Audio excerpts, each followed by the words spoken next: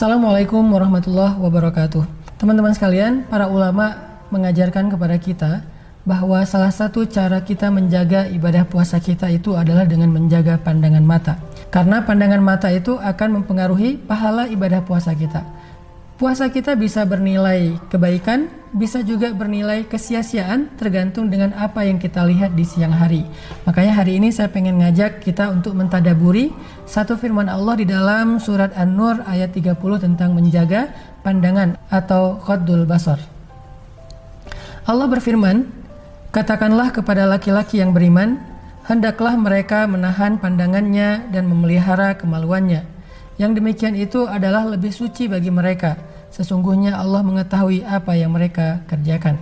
Sedangkan di ayat 31, Allah Subhanahu wa taala memerintahkan hal yang sama kepada perempuan-perempuan yang beriman. Artinya menjaga pandangan ini bukan hanya bagi laki-laki sebetulnya, walaupun Allah dahulukan laki-laki dari perempuan karena biasanya yang paling sulit menjaga pandangan itu cowok, laki-laki.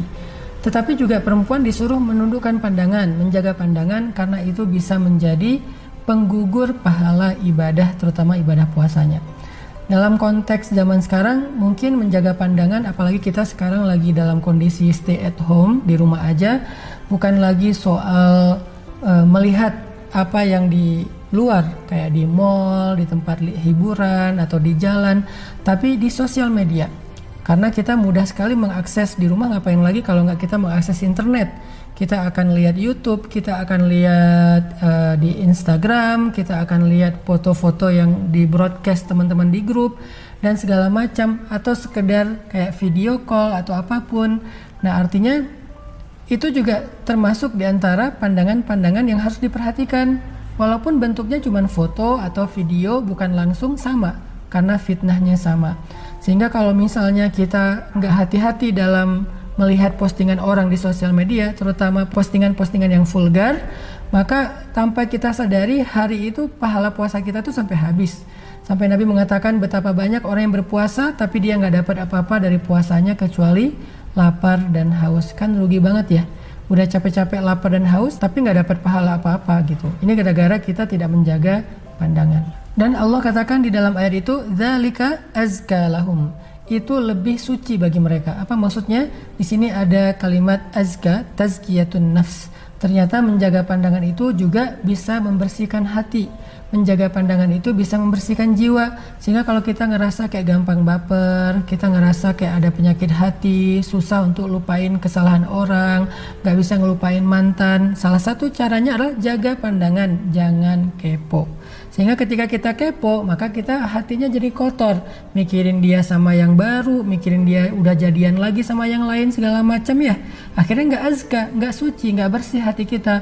Kalau hati udah gak bersih, ibadah itu udah gak nyaman. Karena ibadah kita itu dimulai dari hati, yaitu niat. Kalau hatinya udah kotor, maka ibadahnya juga akan rusak. Makanya Allah mengatakan cara menjaga ibadah, jaga hati. Cara menjaga hati, jaga lisan, jaga pandangan, jaga hal-hal yang bisa merusak hati kita. Kemudian di dalam sebuah hadis ini ada sesuatu yang sangat keren nih menurut saya. Ternyata menjaga pandangan itu ada balasannya. Kadang-kadang kan kita mikir, kan ada ungkapan gini, dilihat dosa, nggak dilihat barang bagus gitu kan. Terus gimana dong, kita kayak ngerasa rugi nih nggak dapat barang bagus, sia-sia gitu. Ada postingan barang bagus nggak dilihat kan rugi tuh. Nah ternyata nggak rugi loh teman-teman. Nabi SAW menjanjikan kita kalau mampu menjaga pandangan ada gantinya dari Allah. Apa kata Nabi? Hadis riwayat Ahmad dengan derajat sahih. Kata Nabi, "Innaka lan tada'a syai'an lillahi azza wa jalla illa baddalakallahu bihi ma huwa khairun laka min." Sesungguhnya jika engkau meninggalkan sesuatu karena Allah, maksudnya ninggalin sesuatu yang harusnya kita pengen lihat tapi kita nggak lihat, padahal kita pengen, karena Allah Subhanahu wa taala, maka apa janji Allah? Niscaya Allah akan memberi ganti kepadamu dengan yang lebih baik. Kalau kita meninggalkan sesuatu karena Allah, apakah itu riba, apakah itu pacaran, apakah itu postingan, apakah itu comment head, apakah itu pandangan yang gak baik, tontonan yang gak baik, video yang gak baik, kita tinggalkan karena Allah, Allah akan ganti untuk kita dengan yang lebih baik daripada itu. Ini janji Nabi, hadisnya sahih. Artinya siapa yang ninggalin pacaran karena Allah, Allah ganti dengan pasangan halal yang lebih baik. Siapa yang ninggalin riba karena Allah, Allah ganti dengan rezeki yang lebih baik. Siapa yang ninggalin head comment di sosial media orang karena Allah, Allah akan berikan kepada kita followers yang lebih baik. Dan siapa yang meninggalkan tontonan, video, foto, pandangan yang gak baik karena Allah, nanti Allah akan menggantinya dengan pandangan yang lebih baik. Apa pandangan yang lebih baik? Memandang wajah Allah Subhanahu wa ta'ala di akhirat. Tapi pengen di dunia juga Ustadz, memandang wajah pasangan yang kita cintai karena Allah. Siapa yang bisa ninggalin pandangan yang gak baik di sosial media, tontonan yang gak baik di sosial media, nanti Allah akan berikan kenikmatan bagi dia untuk bisa memandang wajah pasangan yang dia cintai, dan pasangan itu mencintai dia karena Allah. Itu lebih baik. Atau kita bisa juga memakai nasihat dari Ali bin Abi Thalib. Ali bin Abi Thalib pernah mengatakan, siapa yang menjaga pandangannya di siang hari, maka Allah akan ganti dengan kenikmatan ibadah di malam hari. Itu maksud hadis Nabi tadi.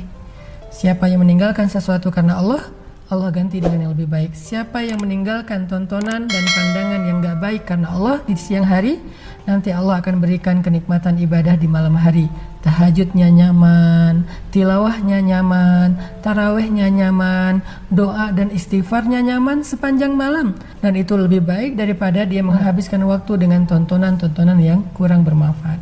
Mudah-mudahan dengan kayak gini kita jadi lebih semangat untuk menjaga pandangan kita dengan keyakinan. Yang pertama, itu bisa menjaga hati kita dan ibadah kita. Yang kedua, dengan kita menundukkan pandangan, menghindar dari sesuatu yang tidak baik, Allah akan menggantikan untuk kita dengan pandangan yang lebih baik. 1, pandangan yang paling baik memandang wajah Allah.